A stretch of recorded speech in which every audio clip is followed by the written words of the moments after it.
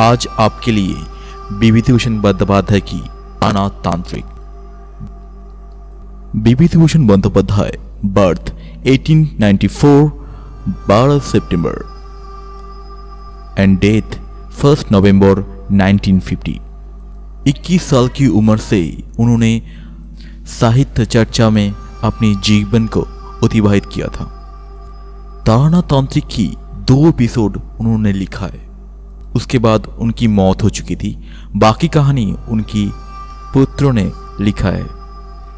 आज की कहानी हमने लिया है दीपायन पब्लिशर्स से पब्लिश की हुई कहानी विभूतिभूषण बंदोपाध्याय अलौकिक कहानी। इस बुक से कहानी की मेन कैरेक्टर तारनाथ तांत्रिक। आपके लिए पेशकश है तारनाथ तांत्रिक। अब शाम होने में ज़्यादा देर नहीं है। रास्ते के साइड पे पुरानी किताबों की दुकान में ऐसे ही टहलते हुए देख रहा था। उसी दौरान मेरे एक दोस्त किशोरी सेन आकर बोला, अबे भाई यहाँ पर क्या कर रहा है? चल यार ज्योतिष से हाथ दिखा कर आते हैं। अबे तारानाथ ज्योतिषी नाम नहीं सुना? बहुत फेमस है यार, बहुत बड़ा ज्योतिष है। हाथ दिखाने की निशा हमें बचपन से ही है, पर कभी अच्छी ज्योतिष कभी नहीं मिला। सब चीटिंगबाज चोर लोगों को ठगने की मतलब से बैठे हो रहते हैं। मैंने बोला, बड़ा ज्योतिष की मतलब क्या है? जो बोलता है वो सच होता है क्या?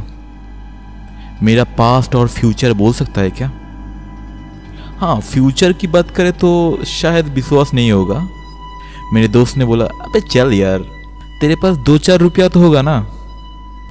2 रुपया तो लेगा ना? चल एक बार दिखा ले, एक बार दिखा ले, शायद कुछ बोल दे।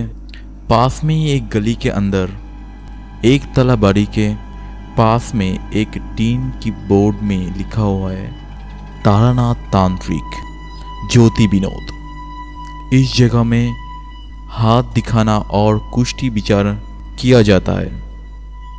ग्रह शांतिर कवच तंत्रुक्त मते तैयार किया जाता है। आइए आकर देखे और देख के अपनी राय रखे। बड़े बड़े राजा महाराज की सम्मान प्राप्त हुआ है, दर्शनी नाम मात्र। मेरे दोस्त ने बोला, भाई ये घर है, चल। मैंने मुस्कुरा के बोला अबे यार, ये आदमी बोगस है। जिसके पास इतनी भक्त के रूप में इतनी राज महाराज में है और उसकी घर इस तरह की है। अबे यार क्या बात कर रहा है, किसके पास लेकर आया है? किशोरी ने कुछ नहीं बोला, बस दरवाजे में नॉक करने लगा। बाहर की दरवाजा को नॉक करते ही अंदर से एक लड़के ने बोला, कौन है? किशोरी ने पूछा, ज्योतिष तारनाथ तांत्रिक जी घर पे है क्या? अंदर से बहुत देर तक कोई भी आवाज नहीं आया। उसके बाद दरवाजा का खोल दिया। एक लड़का बाहर आया और थोड़ा सा झुक कर हम लोगों की तरफ संदेह की दृष्टि में देखकर बोला, कहाँ से आए हैं आप? हमारे आने की कारण सुनकर वो अब फिर घर पे चला गया। बहुत देर तक किसी के भी आवाज नहीं आया। मैं जो देख रहा हूँ मेरे यार, आपकी जो ज्योतिष महाशय है ना, ये मार्केट से शायद बहुत पैसा उठाया है और लेनदार की डर से सुबह शाम दरवाजा बंद करके रखता है। उस लड़के को भेजा है हम लोग लेनदार है कि ना यही चेक करने के लिए। अब वो हमको बुलाकर लेके जाएगा। मेरे बात ही सच हुआ। कुछ देर बाद वो लड़का बाहर आया और बोला, आपको अंदर बुला रही। आइए अंदर आइए। छोटी एक घर में सोफे में जाकर हम लोगों ने बैठा। कुछ देर बाद अंदर की दरवाजा को खोलकर एक बूढ़ा आदमी अंदर आया। किशोरी खड़े होकर हाथ जोड़कर बोला, नमस्कार पंडित मशाई। आइए आइए। इस बूढ़े आदमी का उम्र 60 से 62 साल के ऊपर नहीं होगा। Wrong good Borneo. इस उम्र में भी ग्लैमर तो है, सर पे एक भी बाल तो नहीं है, और मुंह के अंदर गंभीर प्रबंतम, आंखें बड़ी बड़ी और स्नेहमयी। जतीश का मुंह देखकर मुझे लॉर्ड रेडिंगर चेहरे से बहुत मिलती है। दोनों की मुंह बहुत सिमिलरिटी है। पहले मैंने ही अपना हाथ आगे बढ़ाया। वृद्धा एक मन में पूरा ध्यान लगाकर मेरे हाथ को देखा, बहुत देर तक देखा। मैं के मुंह की तरफ देखकर बोला, अपना जन्म 15 श्रावण 1305 साल, सही है ना? और आपकी शादी हुई है 1327 15 श्रावण, सही है ना? पर जिस महीने में जन्म होती है उस महीने में तो शादी नहीं होता। आपकी शादी कैसे हुआ? पहले तो ऐसी कभी नहीं देखा। ये बात बिल्कुल सच। मुझे इस बारे में बहुत पता है, क्योंकि जब मेरी शादी के दौरान जब मेरी डेट ऑफ बर्थ चेक किया गया तो पता चला कि मेरा डेट ऑफ बर्थ और शादी की डेट सेम है। ये लेकर शादी के टाइम पे बहुत सारा प्रॉब्लम हुआ था, तो मुझे ये बात बहुत अच्छी तरह से पता है। तो ताना तांत्रिक यानी ताना जतीश को शायद ये बात बिल्कुल ही पता नहीं है। फर्स्ट टाइम हम लोग मिल रहे हैं, और मेरे दोस्त किशोरी सेन को ये बात पता नहीं है। उसके साथ भी मुलाकात फिर सिर्फ 2 साल में, वो भी एक ब्रिज खेल के दौरान। और वहाँ पर ऐसी सांसारिक तथ्य तो हम लोग उजागर तो नहीं किए थे, फिर उनको कैसे पता चला? उसके बाद वृद्ध ने बोला, आपके 2 लड़का और 1 लड़की है। आपकी स्त्री की हेल्थ कंडीशन फिलहाल अच्छा नहीं जा रहा है, और आप बचपन में पेड़ से गिर के पानी में डूब गए थे। 13 साल की उम्र में आपके ऊपर बहुत बड़ी आफत गुजरी थी। क्या सही तो बोल रही हो ना? ये सभी बातें तो सही है। इस आदमी के पास थोड़ा बहुत पावर तो है। तारानाथ फिर से बोला, प्रेजेंट में आपकी शायद कुछ मेंटली प्रॉब्लम चल रही है। आप थोड़ा डिप्रेस में है। कुछ ही दिनों में आपकी शायद बहुत सारा पैसा नष्ट हुआ है, वो पैसा अब नहीं मिलेगा, और भी ज़्यादा पैसा शायद खो सकती है आपसे। मैं अचंभित होकर मेरे दोस्त की तरफ देखा। बस 2 दिन पहले कोलोटोला स्ट्रीट है, ट्राम से उतरने के दौरान मेरा पर्स खो गया था। मैंने ये बात किसी को नहीं बोला था। तानात का शायद थॉट रीडिंग आती है, और भी ज़्यादा खर्चा होगा, ये उसने कैसे बोला? शायद ये उसने गेस किया। मेरे बारे में और भी बहुत सारी जानकारियाँ उन्होंने दिया था। उस आदमी के ऊपर मुझे थोड़ा सा तो भरोसा हुआ था, इसलिए अक्सर मैं वहाँ पर जाता था। हाथ दिखाने के लिए जाता नहीं था, अक्सर जाता था मैं वहाँ पर आड्डा मारने के लिए। उस आदमी की एक अलग हिस्ट्री है। बहुत कम उम्र से साधु संग करते करते वो भी एक तांत्रिक सिद्ध गुरु की साक्षात्कार मिला था, और वो तांत्रिक बहुत खम की अधिकारी था।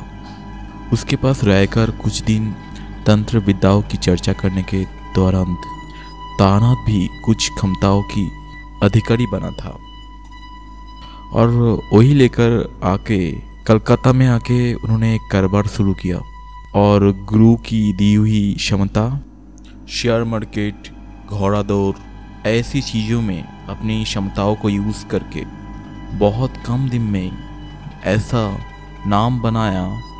इतनी लोगों की आने जाने से बहुत भीड़ होने लगा, पैसा भी आने लगा बहुत, और पैसा जिस रास्ते पे आया और उसी रास्ते पे चला गया। एक भी पैसा हाथ में नहीं रुका। तानात की लाइफ में 3 बड़े टाइप का शत्रु बैठा हुआ था। पहला हॉर्स रेसिंग, दूसरा लड़की, और तीसरा मदिरा। और ये तीनों को अपने काबू में रखने में बड़े बड़े आदमी अपना सब कुछ खोकर भिखारी बना हुआ है। तो ना तांत्रिक तो सिर्फ एक ज्योतिष है, ज्योतिष ब्राह्मण भी है। तानत फर्स्ट टाइम जितने पैसे कमाया था, कुछ सालों में वो पैसा अग्नि में दिया हुआ कपूर की जैसे उब गया और क्षमताओं की गलत व्यवहार से वो भी प्राय लोप हो गया और क्षमता जाते ही फैन फॉलोइंग भी चला गया। बाट पड़ी जोतचुड़ी नाथा का है, अभी भी कुछ भगत तो है। इसकी वजह से आज भी उनके पास लोग आकर अपना काम तो निकलता है और उन्हीं में जो भगत की दी हुई देन से ही उसकी घर चलती है। मेरे साथ तांत्रिक ताहनाथ एक अलग सा दोस्ती तैयार हुआ। ताहनाथ अक्सर बोलता है, तुम्हें मैं सब कुछ सिखा के जाऊंगा, तुम्हें मैं अपना शिष्य बनाऊंगा। लोग तुम्हें देखेंगे और बोलेगा ताहनाथ के पास कुछ क्षमता है या नहीं। कभी कोई ऐसा नहीं मिला नहीं ये उसे किसी को कुछ दूं। एक दिन बोला, चंद्र दर्शन करना है? चंद्र दर्शन मैं आपको सिखा दूंगी। 2 अंगुली से अपनी आंखों को, बूढ़ी अपनी वृद्ध अंगुली अपने दोनों कानों को चापकर सोने के दौरान एकदम सौं से बंद करके हर रोज अभ्यास करो। कुछ दिन ऐसे ही अभ्यास करते करते चंद्र दर्शन होगा। आंखों के सामने पूरी चंद्रमा को देख पाओगे। आसमान में पूर्ण चंद्र और नीच में एक पेड़ के नीचे 2 परी। तुम जो जानना चाहोगे वो दोनों परी तुम्हें वही बता देगा। जो अच्छी तरह से चंद्र दर्शन को अभ्यास में लाया है, इस दुनिया में उनके पास किसी भी क्वेश्चन का आंसर नहीं मिल सकता है। चंद्र दर्शन किया या नहीं किया, पर तानात के पास अक्सर जाता था। ये आदमी ऐसी बात करता था जो अक्सर कोई कहता नहीं था। इस दुनिया में भी ऐसी भी कुछ होती है, इस बार में हमको कभी पता नहीं था, कुछ भी मालूम भी नहीं था। एक दिन बारिश हो रहा था, शाम की दौरान तानात के पास गया था। तानात एक पुराना किताब की पन्ना इधर से उधर कर रहा था। मेरी तरफ देखकर बोला, चलो बेलेघाटा में एक बड़ा साधु आया है, मीट करके आते हैं। बहुत बड़ा तांत्रिक सुना है। हम भी गए बेलेघाटा। साधु के पास जो क्षमता थी उनमें से एक है, मुझे एक फूल की गंध की बारे में सोचने के लिए बोला। मैं बेल फूल की याद करते ही बोला, तुम्हारी पॉकेट में कुछ है ना? मैंने बोला, हाँ एक रुमाल है, देखिए उसे बाहर करो और उसको सूंघ कर देखो। मैं भी अपनी रुमाल को निकाला, बाहर निकाला और लेकर देखा, उससे बेल फूल की गंध तीव्रता से महक रही है। मैं साधु के पास से करीब 6 हाथ की दूरी पर बैठा हुआ था और मेरे पॉकेट में भी कोई भी हाथ नहीं दिया और मेरे पास में भी तानात, साधु और मैं, मेरे अलावा कोई भी घर पे नहीं है। और रुमाल में तो मेरा नाम भी लिखा हुआ है, यानी हाथ सफाई की कोई भी बात यहाँ पर नहीं हो सकता है। थोड़ी सी भी अचंभित तो नहीं हुआ था, ऐसा भी नहीं है।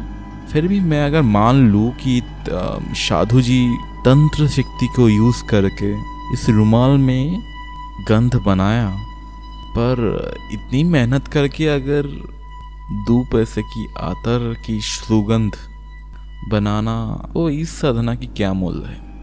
तो क्योंकि आतर तो बाजार में भी बहुत मिलता है, तो मैं क्यों, तंत्र साधना की क्या मोल है?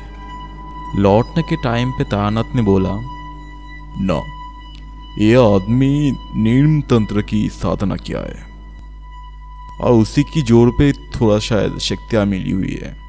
फिर भी कैसे मिल सकती है? साइंटिफिकली भी इसको बनाने की कोशिश भी करे तो भी किसी ने अगर आतर बनाने की कोशिश करे तो बहुत सारी मेहनत करना पड़ता है।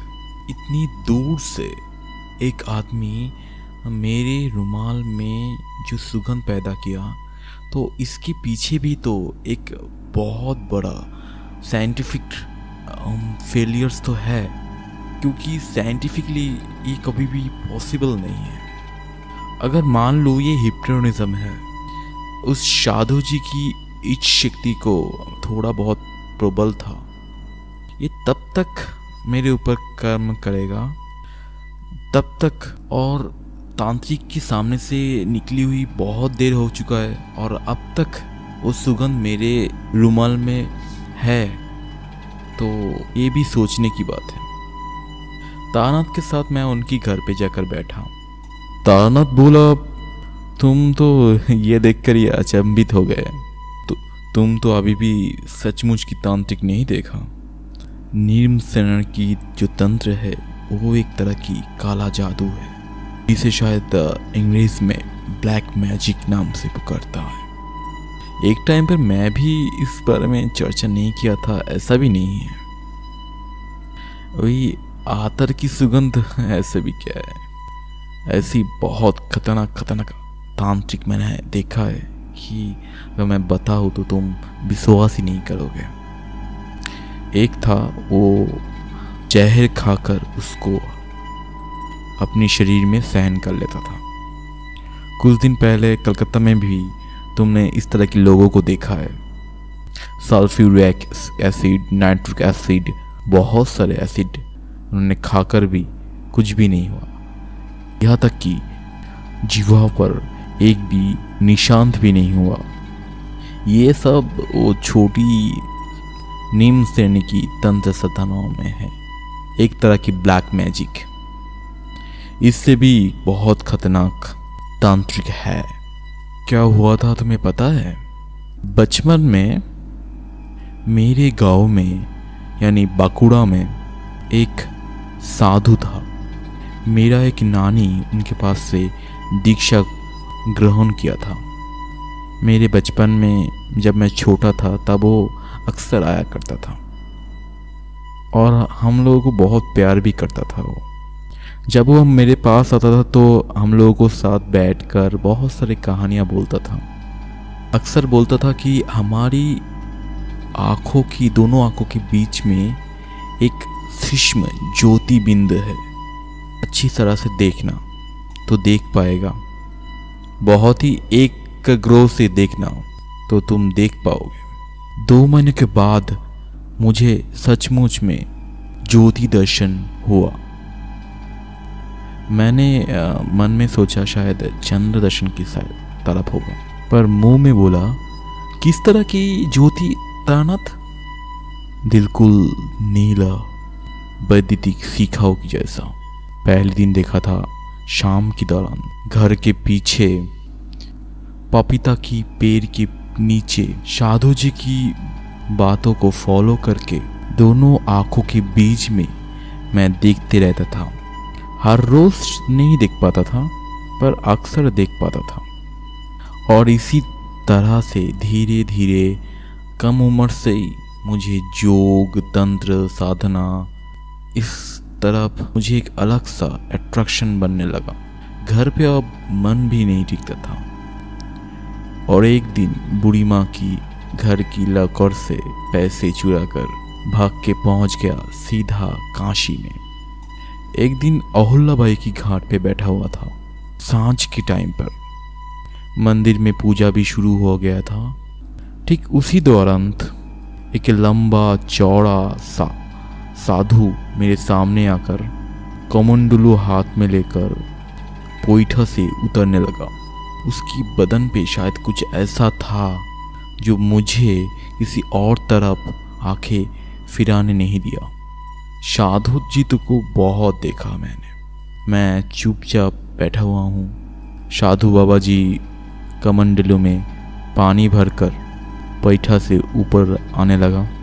अचानक मेरी तरफ मोड़ के बोला, बंगाली में बोला, बाबा जी का घर कहाँ पर है? मैंने बताया कि मैं बांकुड़ा से हूँ, बालियारा, रुद्रपुर। साधु जी रुक गया। बताया, बालियारा, रुद्रपुर। अच्छा, रुद्रपुर में रामरूप सन्नल को जानते हो क्या? उसी की वंश में अब कौन कौन है तुम्हें पता है क्या? हमारी गांव में सन्नल फैमिली बहुत ही फाइनेंशियली वेल्थ फैमिली में से एक है। बहुत बड़ा घर, दरवाजे में टाइम पर शायद हस्ती को बांध के रखता था, पर अब उन लोगों की हालत बहुत खराब है। पर कभी रामरूप सन्नल के नाम तो मैंने कभी नहीं सुना। उन्होंने मुस्कुरा के बोला तुम्हारी उम्र कब कितना है कि तुम ये सब जान पाओगे? ख्या घाट के पास में कोई शिव मंदिर है क्या? ख्या घाट? अरे रुद्रपुर में तो कोई नदी ही नहीं है। कब कब बंद हो चुका है नदी। नदी से खाल बन गया, खाल से ड्रेन, ड्रेन से जमीन बन गया। अभी उसके ऊपर से इंसान और जानवरें चल के जाती है। हाँ, पर पुरानी नदी के पास में एक मंदिर तो है, वो भी बहुत पुराना, जीनो शिव मंदिर है तो सही। सुना है कि शानाली कोई पूर्वसूरी ने वहाँ पर उस मंदिर को प्रतिष्ठा किया था, पर ये सब बातें इनको कैसे पता? मैंने बताया, मेरे गांव के बारे में आपको बहुत सारे इन्फॉर्मेशन है। तो सन्यासी जी ने मुस्कुराया। ऐसी मुस्कुराहट से स्नेहमयी वृद्ध पितामहों की मुंह पर ही शायद मिल सकती है। तार अबूध छोटो पौत्र छेले मानुषी उसी बात में शायद सच बोल रही हूँ। उसकी यादें मैं आज तक नहीं भूल पाई हूँ। बहुत ऊंची इंसान ना हो तो फिर ऐसी मुस्कुराहट शायद नहीं लेकर आ सकता अपनी मुंह पर। उसके बाद बहुत शांत आवाज में बोला, घर से क्यों निकला? धर्म कर्म करने के लिए? मैं कुछ बोलूं उससे पहले ही उन्होंने फिर से बोला, घर पे लौट जा, संसार में लौट के जा, ये तेरे लिए नहीं है। मेरे बात सुन और घर चली जा। मैंने बोला, आप ऐसे मत बोलिए। क्यों? कुछ भी नहीं होगा, बताइए ना। मुझे संसार नहीं करना, अब मुझे संसार में वापस नहीं जाना। मेरी बात सुनकर उन्होंने बताया, उसका नाम संसार छोड़ना नहीं है बेटा। संसार तूने नहीं छोड़ा, कभी भी छोड़ भी नहीं सकता। तू अभी छोटा बच्चा है, उम्र का कच्चा है, कुछ में अभी वो बोध नहीं आया और कुछ भी समझने की उम्र भी तेरे में नहीं हुआ है बेटा। जा, घर लौट जा। माँ पिता की मन में इस तरह से दुख मत दे। जा, घर लौट जा। जा। बातें खत्म करके वो जा रहा देख कर मैंने बताया, पर आप हमारी गांव के बारे में इतना कुछ कैसे जान सकती है? अब तो नहीं बताया, अब थोड़ा बताएंगे। उन्होंने कोई भी उत्तर ना देकर बड़ी बड़ी कदम से आगे चलने लगा। मैं भी उनकी पीछे पीछे चलने लगा। कुछ देर जाने के बाद उन्होंने एक जगह पर खड़ा हो गया और पीछे मुड़ के उन्होंने बोला, मेरे पीछे पीछे क्यों आ रहा है? आपको हम नहीं छोड़ेंगे। मुझे कुछ नहीं चाहिए, सिर्फ आपकी संग चाहिए। उन्होंने स्नेह की सुर में मुझे बताया, बेटा मेरे साथ आकर तुझे कुछ भी फायदा नहीं होगा। तुझे संसार करना ही है। तेरे पास वो क्षमता नहीं है, तू किसी और साइड पे जाए। जा, चला जा। तुझे आशीर्वाद कर रही हूँ, तुझे संसार में बहुत मंगल पैसा मिलेगा। तू जा, घर चली जा, अभी जा, घर जा। और साहस नहीं दिखा उनके पीछे पीछे जाने में। कोई शक्ति शायद मुझे उनके पीछे पीछे जाने में रोक रहा था। कुछ देर के बाद मैंने सामने देखा, तब तक वो कहीं चला गया था, वहाँ पर वो नहीं था। समझ में नहीं आया कि वो कौन सी गली में घुस गया था। या फिर किस तरह वो गए पता नहीं चला हमको। बहुत दिन बाद घर में लौटकर बहुत सारे वृद्ध लोगों के साथ बात करके पता चला, यानी पता करने की कोशिश किया, फिर भी बहुत दिनों तक हमको पता चला कि रामरूप सन्नल के नाम से किसी के पास भी कोई भी इंफॉर्मेशन नहीं मिला। और सन्नाल की घर में तो कोई भी कुछ भी बोल ही नहीं पाते। उनकी जो लड़का लड़की है तो वो लोग भी तो कुछ बोल नहीं पाते। उन्हीं की एक शोरीक लोग, शायद चचेरे या ककेरे भाई, चचेरे भाई या शायद, वो लोग जलपाईगुड़ी में एक डाक विभाग में काम करते थे। जब वो आए थे तब उनके साथ बात करते हुए उन्होंने शायद पेंशन लेकर वहाँ पर घूमने आए थे। तो उनके साथ बात करते हुए मैंने बातों में उनसे एक बात पूछी कि रामरूप सन्नल नाम की कोई है क्या उसकी फैमिली में।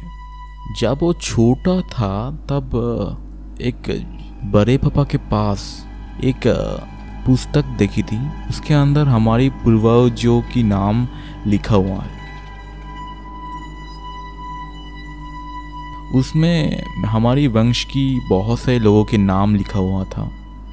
तो एक्चुअली मेरे बड़े पापा को उस बारे में लिखने में बहुत अच्छा लगता था। बहुत मेहनत कर के उन्होंने वंश की सब कुछ पूथी निकाला था। उनके मुंह पर सुना था कि उनसे भी 4 पुरुष या 5 पुरुष पहले हमारी ही एक वंश में रामरूप सन्नल उस नदी के पास में वही मंदिर को प्रतिष्ठित किया था। रामरूप साधक आदमी था, विवाह उन्होंने किया था और संतान भी था, पर संसार में उनका मन नहीं था। और रामरूप की बड़े भाई था रामनिधि। फास्ट टाइम में ही, यानी पहली जब युवावस्था में ही उन्होंने इस गांव को छोड़कर सन्यास लेकर चला गया था, यानी गृह त्याग किया था और कभी भी घर पे लौटा नहीं था। और ये भी करीब 150 या 200 साल पहले की बात है। मैंने पूछा कि ये शिव मंदिर माठ के अंदर ऐसी बील के अंदर ऐसी कुछ बीच में क्यों है। तब मुझे बताया कि ऐसा नहीं है, पहले उसके पास से ही एक बड़ा नदी था, बहुत स्रोत था। कोई नाग उस मंदिर के नीचे में डूब गया था, तब से उस जगह की नाम है ला नदी का ख्या घाट। मैंने करीब चीख कर ही बोला था, ख्या घाट। वो आदमी तो मेरी तरफ देखकर बोला, हाँ मैंने बड़े पापा के मुंह पर सुना, मेरे पापा के मुंह पर भी सुना इस बारे में कि वहाँ पर बहुत सारे लोग व्यापार करने के लिए आते थे। और पुरानी कागज में भी है कि हमारी ये शिव मंदिर भी प्रतिष्ठा हुआ था ख्या घाट की नदी के किनारे में। क्यों, थोड़ा बताओगे? अरे ये सारी बातें तुम्हें जानने से क्या मतलब है? कोई पुस्तक लिख रहे हो क्या? उन्हों के पास मैंने कुछ भी नहीं बताया, पर मुझे एक विश्वास अंदर से आया। यहाँ तक कि मुझे आज भी इस बारे में पूरी विश्वास है, काशी की वो सन्यासी रामरूपेर दादा यानी बड़े भाई दिए राम रहीम खुद ही है। कोई जोग की शक्ति से 150 उम्र होने के बाद भी अभी भी जिंदा है। फिर से घर से निकला साधु संग पाने की इच्छाओं में। सुना बीरभूम में एक पागली रहती है, असल में वो एक बड़ा सन्यासी भी है और तंत्र साधनाओं में बहुत सारा महारत हासिल भी हुई है उनको। और उसी पागली के साथ देखा करने के लिए मैं गया शमशान में। आप सुन रहे थे तंत्र निर्भर कहानी ताना तांत्रिक। अगले एपिसोड में सुनेंगे ताना तांत्रिक ओ मातू पगली।